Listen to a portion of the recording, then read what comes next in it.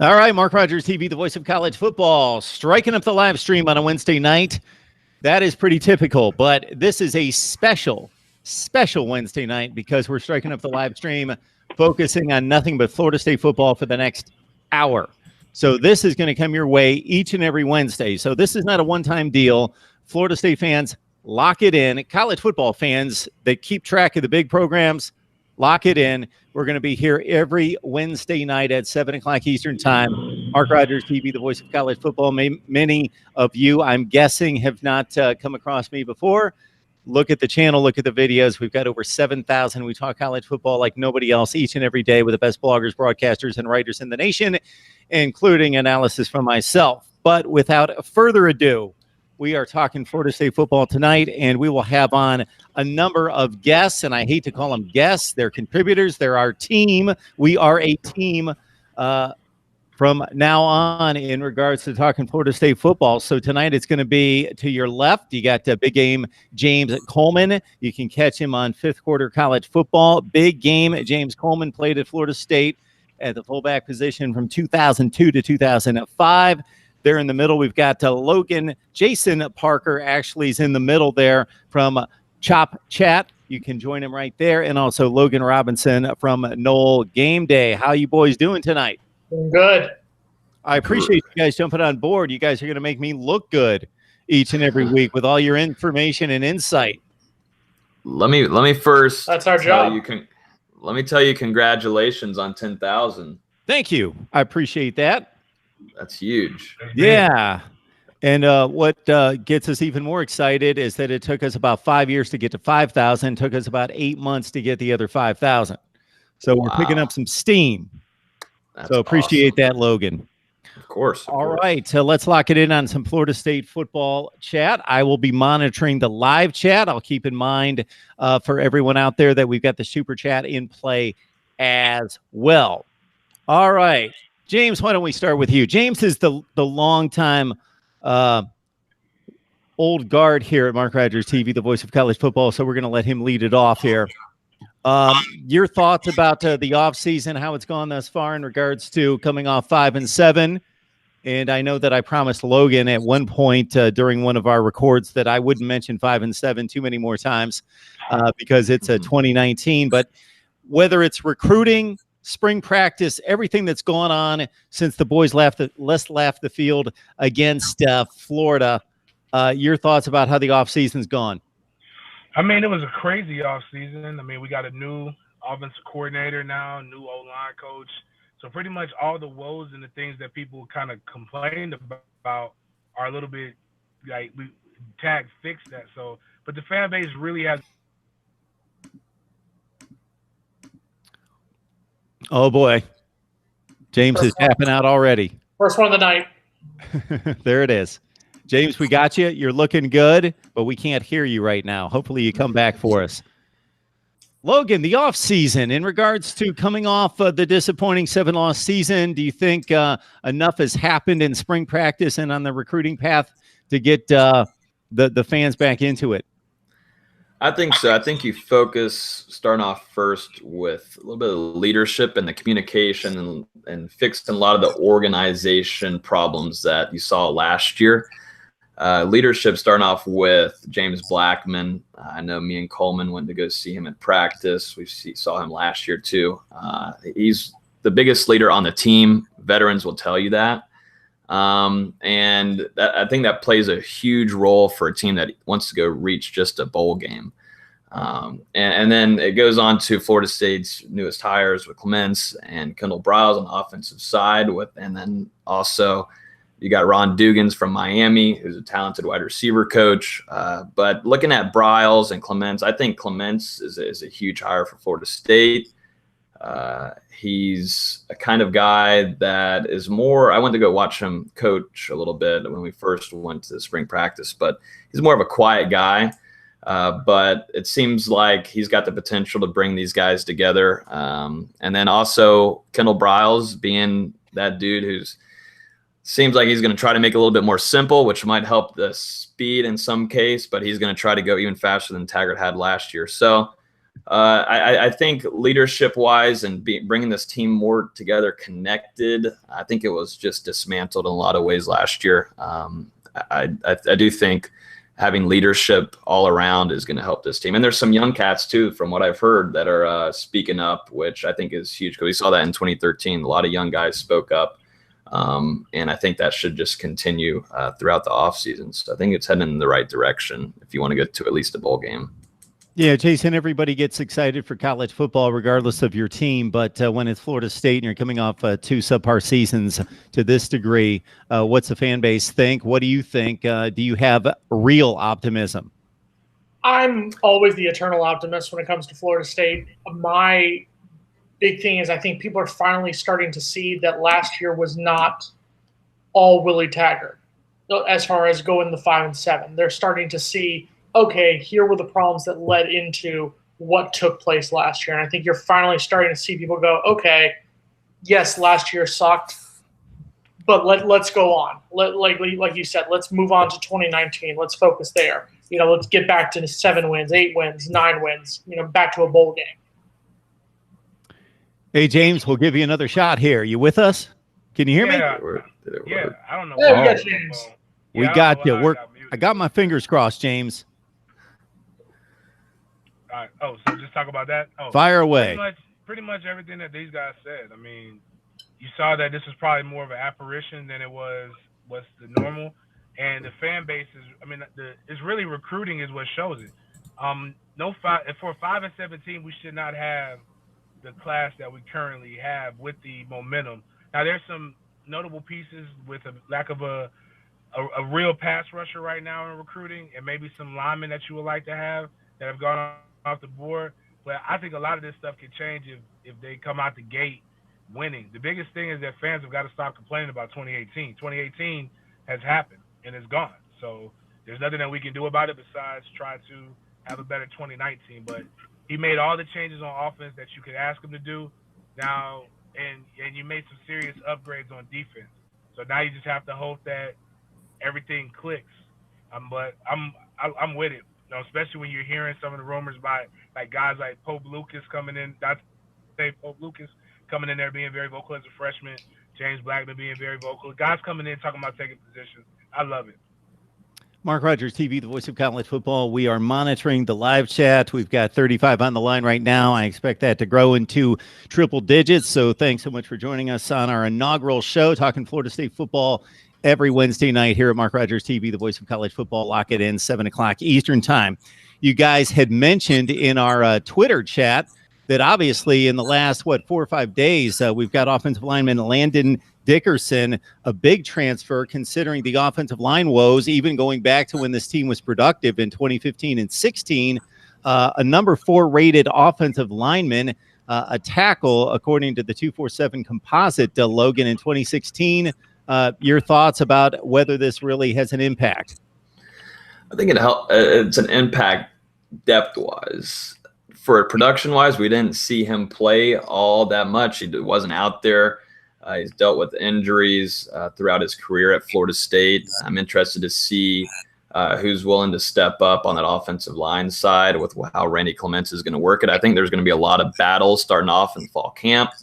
And just as a depth situation, it switches some things around. Some guys are going to have to start competing early on. But the thing is, he's re-entered it a second time. I think a lot of players after entering it were kind of like, if you're not about it, then get out. And once he re-entered it again, there was a true freshman that said something publicly about it, telling him, if you're not about staying at Florida State, get out. And I kind of like that if I'm a player or if I'm a fan of Florida State, because you want these players to listen to Taggart and believe in what he's saying, and these true freshmen are believing in it. So just as a depth wise, I think it's a grunt to it, but production wise, I don't think you miss a whole ton.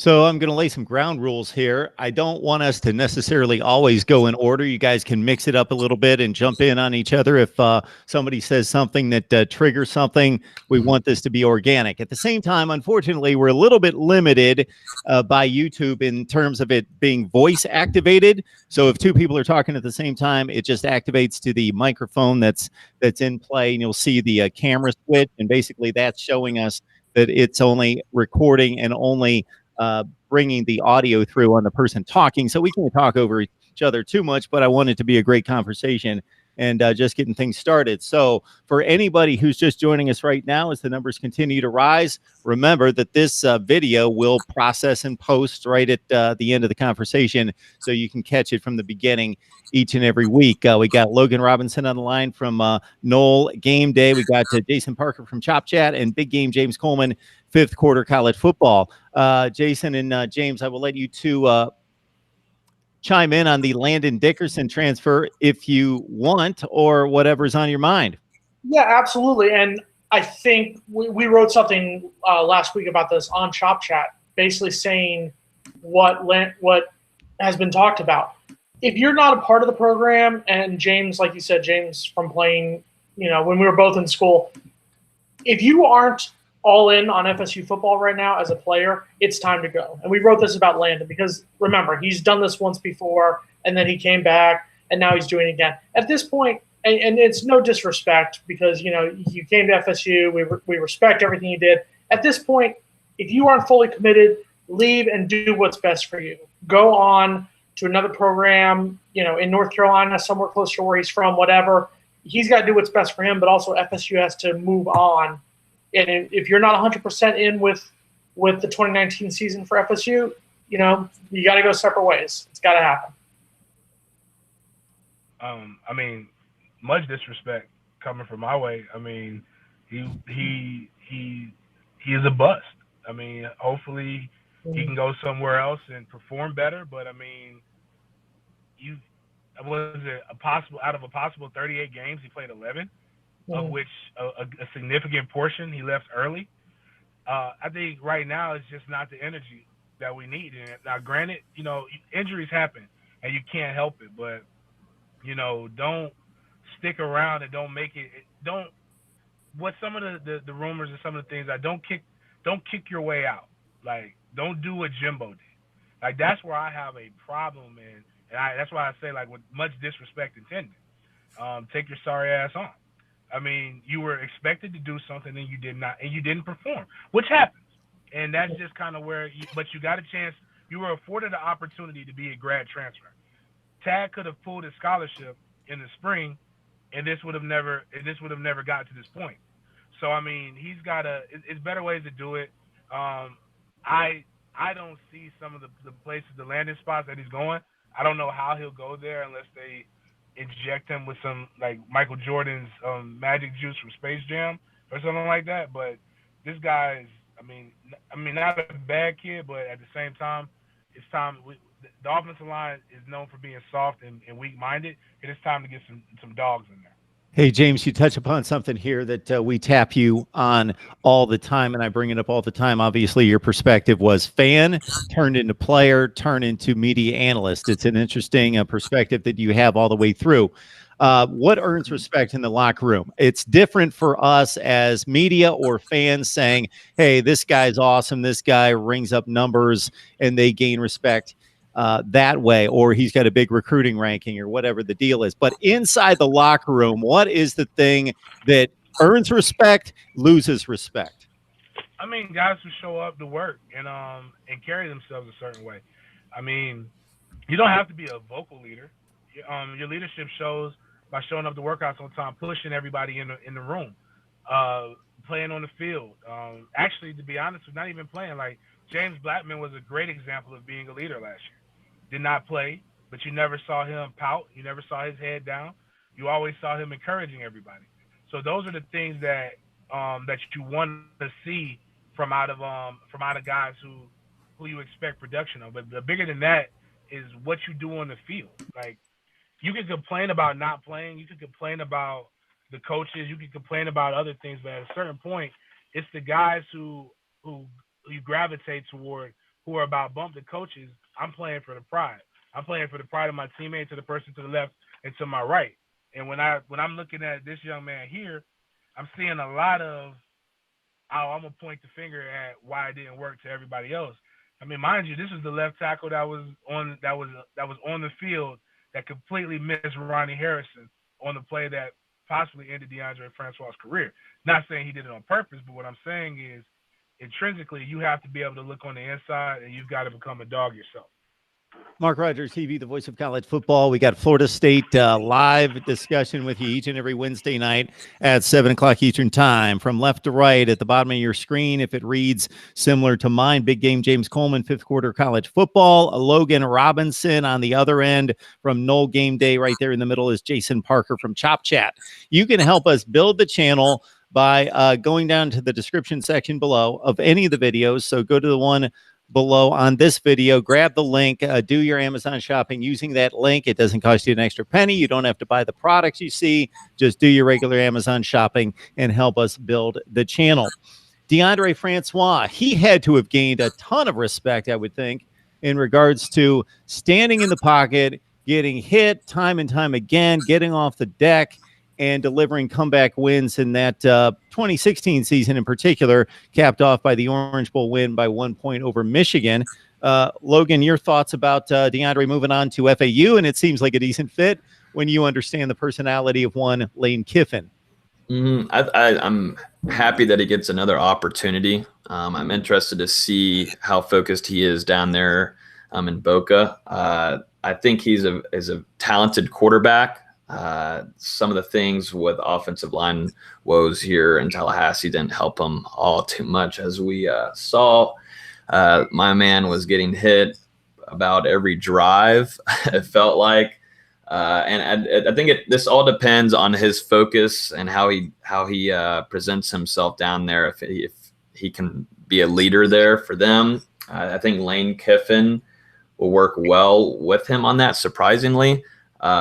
And just as a guy alone, I'd like to see him kind of just focus on just performing with his teammates and getting connected with them.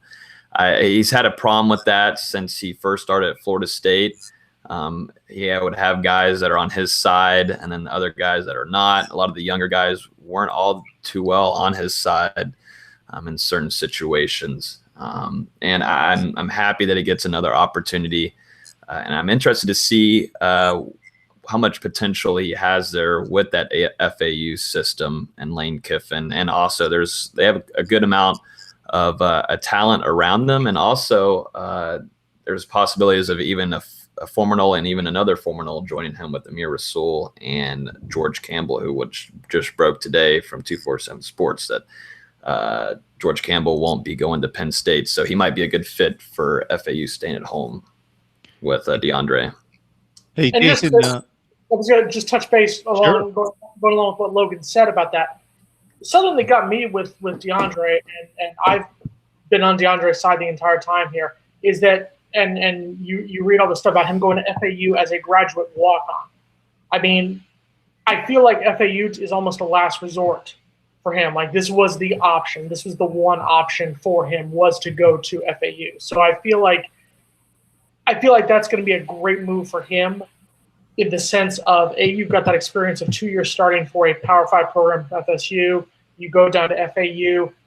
I really can see great things for him in Boca. Obviously I'm not saying they're going to be, in a New Year's Six bowl game, but I can easily see him leading an FAU team to a 10-win season this coming year in 2019. I mean, sometimes a change of scenery is the best thing that you can do. I mean, I appreciate him graduating, helping the APR. I think he's, like Logan brought it up, it's focus. And he's going to have to buy into the system, and he's going to have to do what he's coached to do, because we can talk about all the off-the-field things that Lane Kiffin does, but Lane Kiffin is a offensive guru. He knows, like, you do it the way he drew it up. You don't do it your own way. So one of the things I used to always joke about, like, if you're supposed to pull the ball, you're supposed to pull the ball. If you're not, you're going to be on the bench.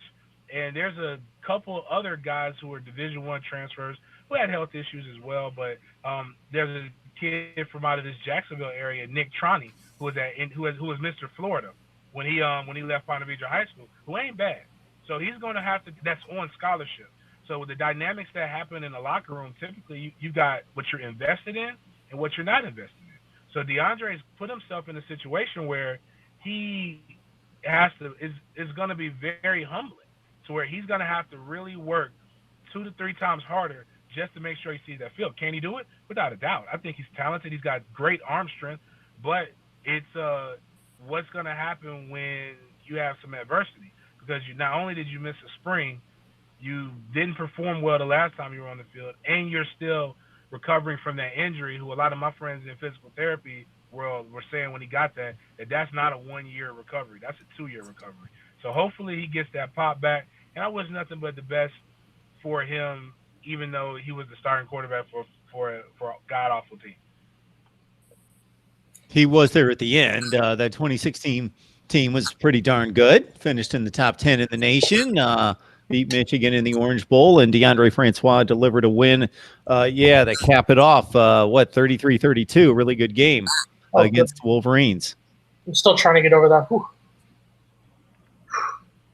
Still trying to get over that. Well, still trying to get my heart back in order after that one. Okay. All right.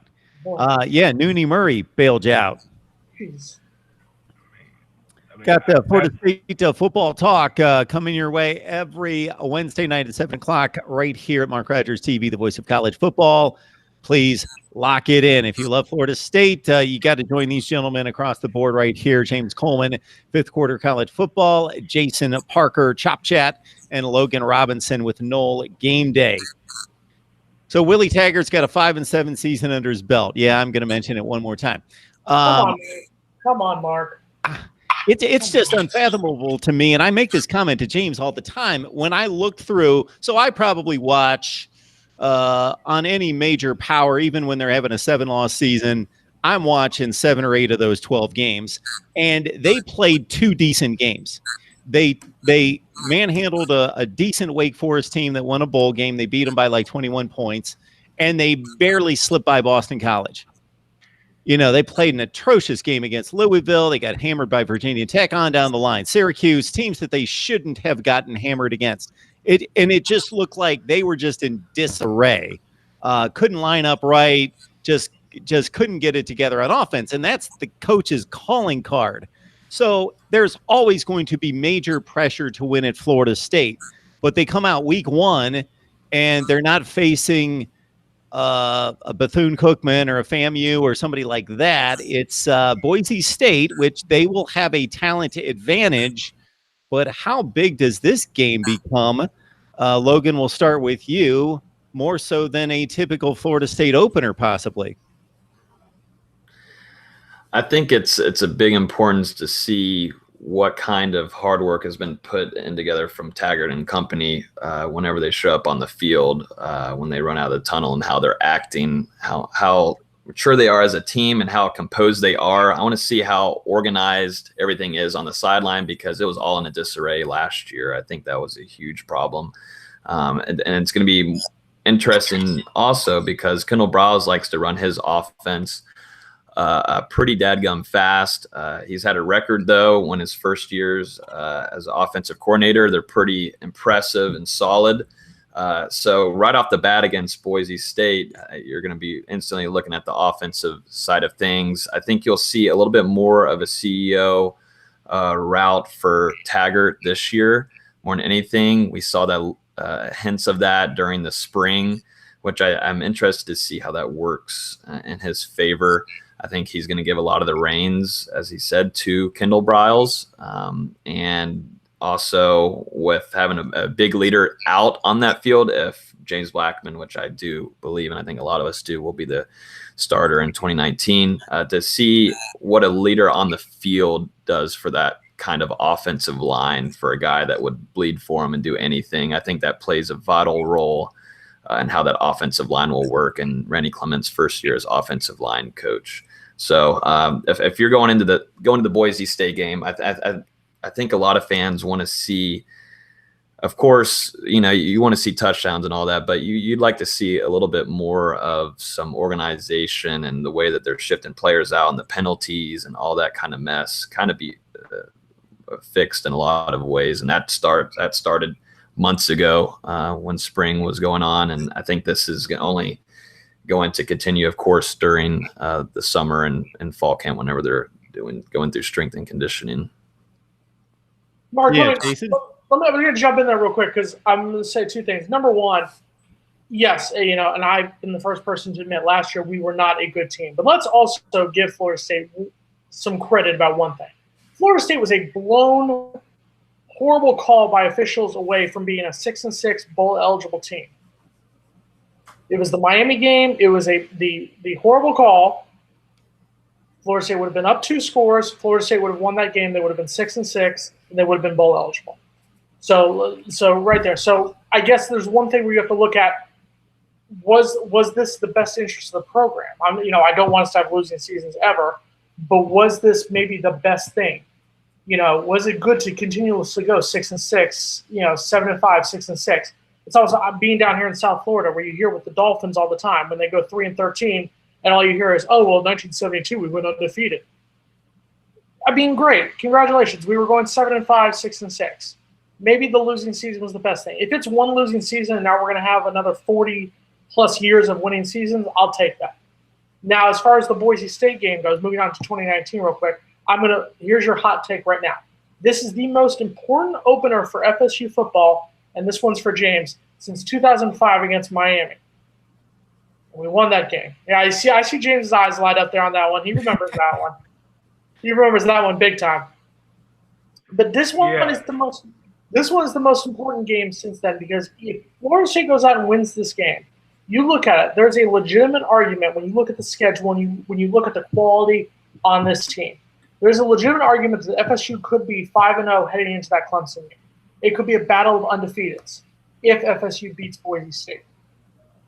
If FSU loses to Boise State, I'll say it, all hell is going to break loose on Willie Taggart, on FSU football, on Florida State University as a whole right now because the view is nothing will have changed from 2018. So that's why this is the most important opener in a decade and a half for FSU football. And what are the odds they win that game? I say about 60-40, 55-45. I think it's going to be a tight one. They're about a 4.5-point favorite right now. I'd say if the game was played right now, I'd say Florida State wins by a touchdown. If the game is right now. That's a lot of respect for Boise State with a team that doesn't know who their starting quarterback is going to be, that lost their defensive coordinator and a ton of talent. I think you have to take all things into consideration. They aren't a duck, but at the same time, this isn't playing Miami. I agree it is very important. It's more important for us as a fan base. I think we are a fan base doing this stuff with the fifth quarter, and I'm sure Logan and you guys y'all been doing this a lot longer. I found out how invested our fan base is, maybe over invested. We criticize and we look at way too many things. It was a bad year. I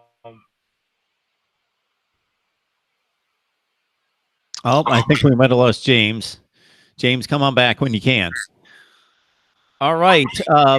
And I want to remind you guys that we got 2 other things working here. Number one is that if I don't bring something up that you guys want to hit on, just start talking about it. Number 2, I think, Logan, you said you might have been able to access the live chat. So if you guys see any comments or questions in the live chat and you'd like to capitalize on those and answer those, certainly I'm monitoring as well, but I miss a ton. So if there's anything that anyone has to say, and you guys get used to my live chats because they'll be talking about USC and Texas and Ohio State and everything else as well. So it's not necessarily just Florida State fans. They talk about whatever they want. And I gotta figure out how to get. I think James is trying to mute his mic and try to hide from me because I can't hear him. But I think he's trying to hide talking all that mess because I can't even hear what he's saying. But I'm sure it's something silly because he's been smiling the whole time in his car. So, guys, one of my favorite off-season questions, and I've hit you guys with it, I think, each, but now that I've got you all together, is basically I always like to stay on top of that next personnel wave. I want to know these impact players that are coming that we didn't necessarily see last year, that maybe we saw on special teams or we saw fill in here and there, but now they're counted on, and you're pretty excited to see them jump on the field and stay on the field and make impact plays. So, Logan, I'll start with you in regards to some guys that we may not necessarily know about right this second, but about the third quarter, the Boise State game, we may be like, oh, that guy can play. Mm-hmm. I don't know if he's going to have an initial impact in the Boise State game, but I would keep an eye on Dante Lucas, and offensive lineman coming in. I've heard some good things about him already being a vocal guy, which in my opinion, I think is huge. A lot of 2013 guys had the same situation with them, that same kind of personality. Dante Lucas on the offensive line side, I think anybody hearing about excitement for an offensive lineman, I think FSU fans get out of their seats. But I would keep an eye on Lucas. Another guy that had a pretty nice year for a young guy is Asante Samuel, a cornerback for Florida State.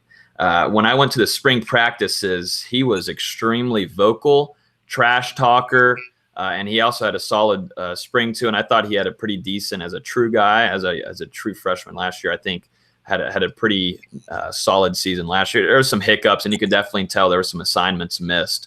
But going into a second year, I think you see a lot more going off of his assignments better. Playbook will be smarter in that regard, and his mentality. Those two guys. There's also a few more. There's quite a few you can name, but Akeem Dent is just one of those, your next top DB at Florida State, and he kind of comes in as a tandem with Travis Jay out of Madison County, state champion, hard hitter, athletic freak, also plays basketball. Talking about Travis Jay, I think Travis Jay is going to have a potential to have an impact on the defense a few times during this season, and of course with Akeem Dent. So and everybody knows his name, but if we're talking about impact and somebody that at least nationwide might not hear about him, I think DJ Matthews is going to have a pretty interesting season, because that's probably, in my opinion, after the spring, is Blackman's favorite target, and I think his name is going to be out there quite a bit. He's a special route runner, hard to tackle, small little dude, and from what I saw throughout the spring, Blackman connected well with DJ Matthews. So those kind of names ring out to me, and what you might see in Boise State, and we'll get hints of it during fall camp. Definitely with Dante Lucas fighting to get a starting job, because he's been vocal, he's a leader, and he's also told a guy that's been there for a while to leave if you're not about it. So yeah, those would probably be mine. What say you, Jason? Well, first of all, I want to ask Logan, how much did you get? How much did Natty Light pay to sponsor you there on the wall? I love that in the corner. Logan, can you hear us? I think he can only hear me. I think he commented that he can't hear you or James. Got it. Yeah, I couldn't hear. I couldn't. What do you got, Jason? No, I was just wondering, because I figured out my wall here, I need some sponsorship. I noticed he's got the Natty Light thing back there. I'm just trying to figure out how much they paid for it. I'd get it on my wall back here. The Natty Light sponsorship. He's impressed with that, Logan. Oh, thank you. Still in college. We got a long ways to go over here, but maybe there could be a sponsorship from Natural Ice coming soon. We never know. I like it. I like that. Touching base with you, Mark, on the recruiting trail on names you haven't heard. The two names I was going to say, both Logan said them both. Dante Lucas, I think, does start against Boise State. I think he has come in, like we've talked about, I think he's coming with the right attitude, the right motivation. I think his talent will get him in the starting lineup. And Akeem Dent, I watched him play down here in South Florida. You watch that spring game, and you watch the first couple drives that he was in there. There were people in the stands there who were just, you were basically saying, who the hell is this guy who's just coming here? And he was dominating. He was looking like somebody who's been there 2 years, 3 years, and is ready to continue that DBU legacy with FSU. So I think both of them, I believe they will both start the opener. If not, then they will be playing a heck of a lot on August 31st against the Broncos. I legitimately can see them both playing early and often, and if they live up to expectations, spending a lot of time in the starting lineup in 2019. All right, guys, let me do a little house cleaning right here. This is a tradition, has become a tradition here at Mark Rogers TV, the voice of college football. So I see Captain Trips. I've never seen that handle in the live chat. There's a few others. That is the one that caught my eye. Joshua Tall. I've never seen that handle in the live chat as well. And there might be a few others. Kelly Hoffhines. Yeah, so you may want to cover your ears real quick, but this is a tradition. Welcome to Mark Rogers TV, the voice of college football. Would love to know who you root for. I'm guessing Florida State, but we've got a lot of fans from other teams on the line. So let us know who you root for and how long you've been watching. So we appreciate you joining the live chat. Again, it's Mark Rogers TV, the voice of college football. We're here each and every day with the best bloggers, broadcasters, and writers in the industry, and also some analysis from myself. We're actually, right now, Jason and Logan, I'm ranking all the schedules in the Power 5. I do this every offseason. I rank them all, 70 all the way up to number 1. I have yet to reach Florida State. I'm at number 40. Usually the Noles have a monster of a schedule, including, of course, the Florida game, and then if they pick up another difficult non-conference game like they did against Boise State. But considering the state of the ACC, based on what I saw last year, the schedule is not going to rank quite as high as it typically would, and we certainly have a number of shows leading up to September, or technically August 31st, that we can run through the Florida State schedule in future weeks. I want to remind everyone that you can join the voice of college football community over on Patreon.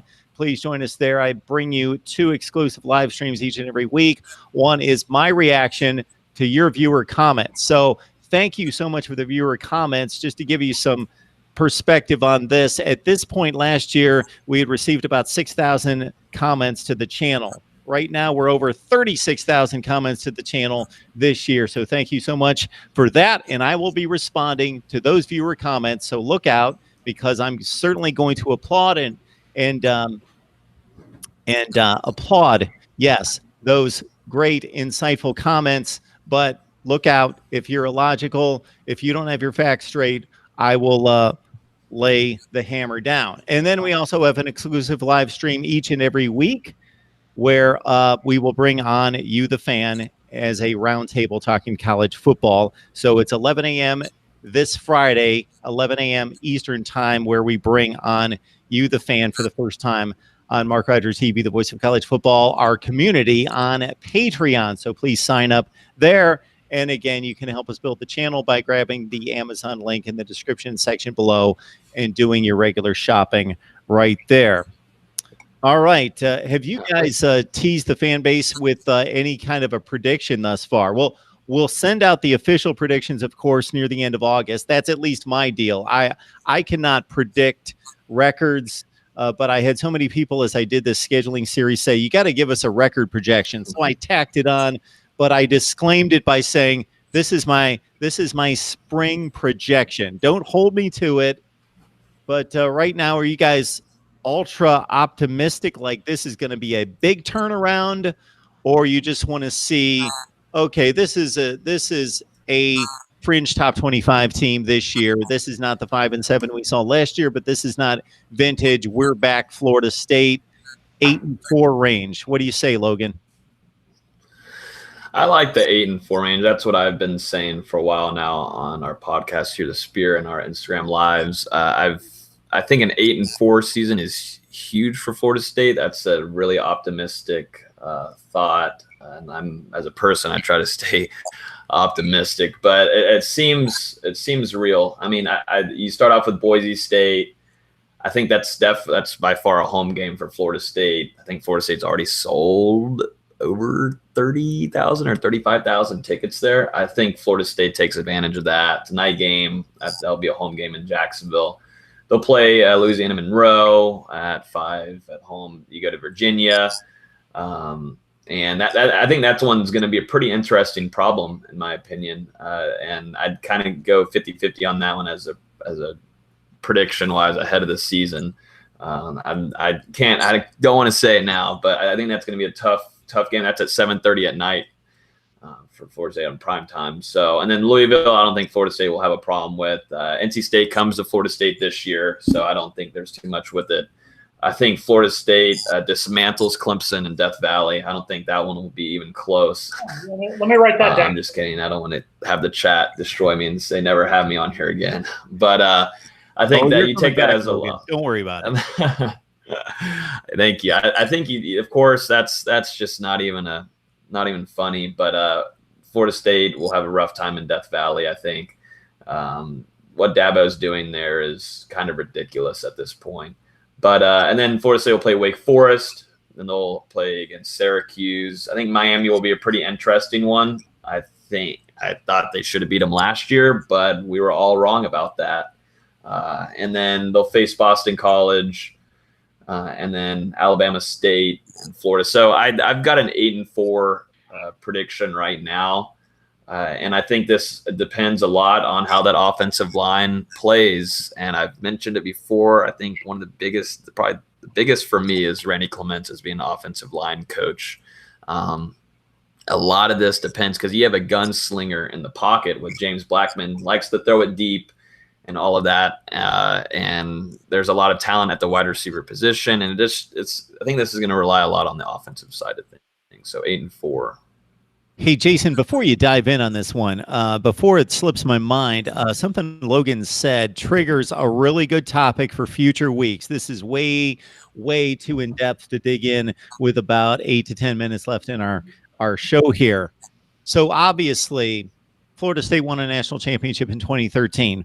They're an undefeated team in 2014. They get back to the college football playoffs. 2015, they're good. 2016, they're still good. They win an Orange Bowl, finish in the top 10. As soon as Logan made the comment, what Dabo's doing at Clemson is ridiculous. I would love, so I went through recruiting rankings. I went through records. I basically set up a video where I talked about the tip of how that balance of power tipped and then just swung all of a sudden. Because if you remember, those Clemson teams were really good in 2011, 12, and 13. But man, Florida State would just lay the hammer on them. I remember in particular that 2013 game, Florida State just annihilated a really good Clemson team that won the Orange Bowl, beat Ohio State. But man, it was like a 51-14 game.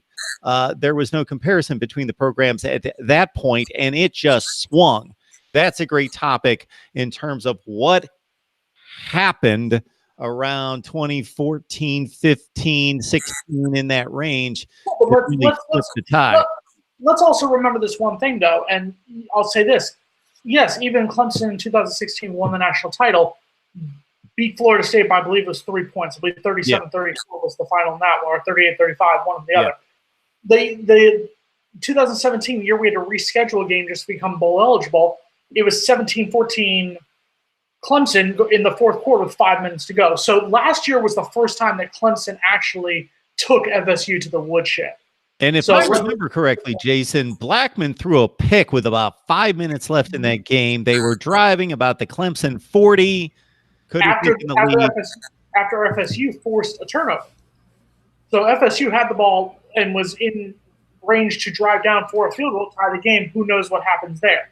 But we can talk about that in the future. To your point, when the teams have gone head-to-head, excluding last season, Florida State's been in the game. They rose up. They played that day. But Clemson hasn't been messing around with the likes of North Carolina and Georgia Tech like Florida State has the last 3 or 4 years. So week to week, Clemson has been the much better program, obviously. Well, they're on a 4-game winning streak, and they're Clemson. They are the best team in college football right now, 15-0, defending champions. I'm just saying last year was the first year where they actually owned the series. So, and I can get all the Clemson hate mail. That's not hating on Clemson. I think Clemson beats us this year. To go back to the record question for this year, I would say right now, if God came down and said, hey, FSU will finish 9-3 this year, I would take it in a heartbeat. 9-3, done. I think it's a legitimate thing. I think on paper right now, I think we lose to Clemson. I think Florida is a favorite over us. But once again, this is the same Florida team that has lost some guys from last year's team. It's an interesting thing. And Logan can attest to this too, as being an FSU student right now. There's been times where FSU was supposed to get killed by Florida, and we've gone out and beat them, and vice versa. So right now, that's a you never know situation. I think right now, we lose to Clemson. I think if we're going by right now, I think we lose to Clemson. I think we lose to Florida. I think we give up another 1 or 2 games. So right now, I would say 8-4, 9-3. If you read us in August, I'll figure out some way to make us 11-1. I'll figure out some way to do that. But I think right now, I'd say 8-4, 9-3. Let's take it right now. Absolutely. Now, of course, for some people, it depends how you slice that 8-4 or 9-3. Here's a ridiculous 9-3 that won't happen, but you lose to Boise State, you lose to Florida, you lose one conference game, but you beat Clemson head-to-head, you win the ACC. Oh, absolutely. Yeah, that's ridiculous. Yeah.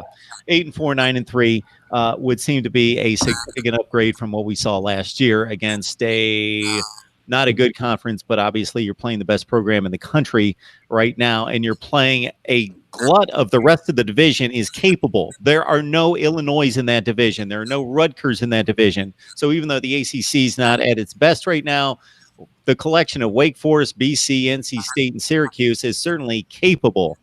And Louisville was obviously awful last year, but Scott Satterfield could bring them back to some level of respectability this year. Another line of questioning for you two in future weeks. This should be a whole lot of fun. Listen to these questions. All right.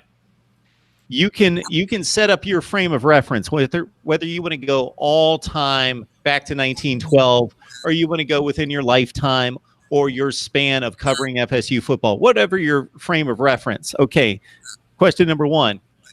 Not necessarily the biggest wins, but to you, what are the most exhilarating wins that still stay with you, still put a smile on your face? And whether you want that to be one game you're going to list, or you can go a top 3, a top 5, I'll leave it up to you. But most exhilarating wins during your frame of reference on Florida State football history. Question number 2, flip side, most excruciating, crushing losses that still haunt you, Florida State football history. Again, your frame of reference. Question number 3, favorite all-time player. Question number 4, greatest all-time player. Again, you can go your frame of reference. You don't have to go back to Fred Biletnikoff if you don't want to. Then we move into our changes category. If you could change one thing about Florida State football, what would you change? I'll send these in the Twitter chat. We'll have it all lined up, Jason. So number 1, you are the athletic director or the president of Florida State, and you run the football program. What would you change? And I'll even let you go back in time if you want to change a blown call. If you want to change a coaching hire, something like that, we can do that as well. Number 2, what would you change about ACC football? Oh. And then question number 3, on the national scale, what would you change about college football nationally? And we'll save that run of questions for a future week as well. 2013 Miami was the greatest game. Greatest game. I'll tell you that right now. Okay. There's a bit of a tease, a bit of a preview from Jason. We'll talk about it next week. Good stuff. All right, parting shots for the week. Anything else you guys want to leave us with? Logan? I was going to note on a few things that happened just with incoming guys. A couple transfers got their jersey numbers and their weights. A few of the key guys, like with Sean Fuller, true freshman coming in defensive end. He's going to wear number 30. And he's coming in at 6'3", 275. Ryan Roberts, who is a transfer offensive lineman from NIU, he's gonna wear number 56, 6'6", 305 pounds, what they listed him as, and he's a true senior, of course. And then the 2 quarterbacks coming in, transfer guys, Alex Hornibrook, as we know, is from Wisconsin. He's going to wear number 12, which DeAndre Francois, of course, wore during his time at Florida State. He's sitting at 6'4", 220, and he's a true senior. And then also Wyatt Rector, he's going to wear number 19. AJ Westbrook wore that number on defense last year. He's sitting at 6'2", 225 pounds. So he weighs about 5 more pounds than Hornibrook, which is pretty interesting to me. But Hornibrook's got about 2 more inches on him. So I was just going to highlight that, and that was pretty much all I was going to say. Nothing too special. Logan, let people know where they can find you. You can find us, NoleGameDay.com. You can also find our podcast. We have weekly guests. This week we'll have Bryant McFadden on, BMAC, former Nole, 2-time Super Bowl champion on this week. We had Terrence Mann on last week. But that's Hear the Spear. But NoleGameDay.com and Hear the Spear. It's on iTunes, SoundCloud, Google Play. What you got there, Jason? Where can we find you? And parting shots. You can find me. All right, parting shots real quick. 247sports.com ranked their most hated teams of all time, and they put 2014 FSU at number 3 on the list. What the heck is that about? Seriously. Because nobody wanted to see them in the playoff. But that's hang on, let me finish. That's revisionist history. I was certainly a guy that said, I don't believe they're one of the 4 best teams in the country, but they earned the spot. They're undefeated. They won a conference championship. They should be there. And I'm not one that says, well, they won the national championship last year. We should give them the invite. I base it on the record and the performance for that particular season. And I don't care if they would have gone out and won every game 3-2. They won them all, so they earned the spot. But in retrospect, then people can then be revisionist history buffs and say, oh, well, then they got blown out by Oregon, which they also forget that it was a 1-score game deep into the 3rd quarter. It wasn't as much of a blowout as the final score would indicate. And then they want to say, okay, well, they shouldn't have been in the playoff. Right. Oh, no, I agree with you 100%. That's where that comes from. I saw that was very passionate, you, Mark. I appreciate that. Also, real quick, FSU baseball. Let's give a shout out, Mike Martin. Okay. Career. I'm going to call it right now. They make it to Super Regionals next weekend. Let's give FSU baseball some love. But you can follow us on shopchat.com. We will have all your information. We will actually be sitting down with Willie Taggart. He's in South Florida on Friday. We will be sitting down for a one-on-one interview with him, and you can read about that this weekend on shopchat.com. Very, very cool. I certainly trump your last 2 guests that they both mentioned with McFadden and with Taggart are very impressive, but I trumped it obviously with Logan Robinson and Jason Parker.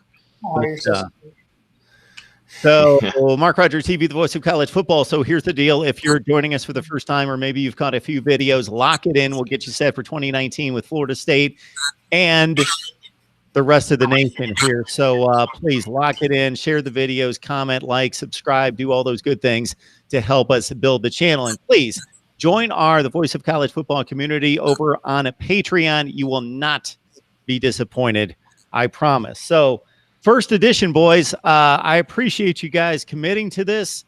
As we talked about before we started to record, you guys are welcome each and every week. Understand that you have lives, so you may not be able to make it each and every time. But certainly this is going to be a good time talking Florida State football, and we really think that between the 3 of us and a few others, that we can build something special right here each and every week. Thank you for having us, Mark. Most definitely, and hopefully we'll be able to have Coleman on next week. We'll try to get him out of a car this time. I don't think I've ever spoken to him before outside of a car, so hopefully we'll get him. I hope you know that you get the same treatment that I get. Oh, it's continuing. Only time I've spoken with them was when after a practice and in person, but otherwise always in the car. He really scared me for a second. I thought he was driving for one moment. I was like, what the heck's going on? Oh, he drives and talks at the same time. I know. But it scared me for a moment. Special talent. The one time he jumped on with me, he actually had his laptop and he actually had a suit and tie on. He kind of looked out of place, and I said, James, you cannot be dressing for Mark Rogers TV. I know that. And yeah, he was just coming back from one of his local Jacksonville TV spots. Got it. What a man. Hard worker. All right. Would like to invite everyone who's still on the live chat. We've got about 41 on right now. We had 58 If you know of Florida State football fans, family, friends, social media acquaintances, let them know. We're right here at 7 o'clock Eastern time every Wednesday night. Bring your comments, bring your questions to the best live chat room in college football. Guys, again, Jason, Logan, we appreciate it so much. It was a great first edition, and we will see you next week. See you next week. Thank you, Mark. Thank you. And I would like to let everyone know that we'll be back here at 8 o'clock, a different link. So this is just 5 minutes from right now with some Miami football talk with Cam Underwood from State of the U. And then at 9 o'clock Eastern time, we've got a trio of Ohio State bloggers, broadcasters, and writers to talk Ohio State football at 9 o'clock Eastern time. So we will see all of you in just a few.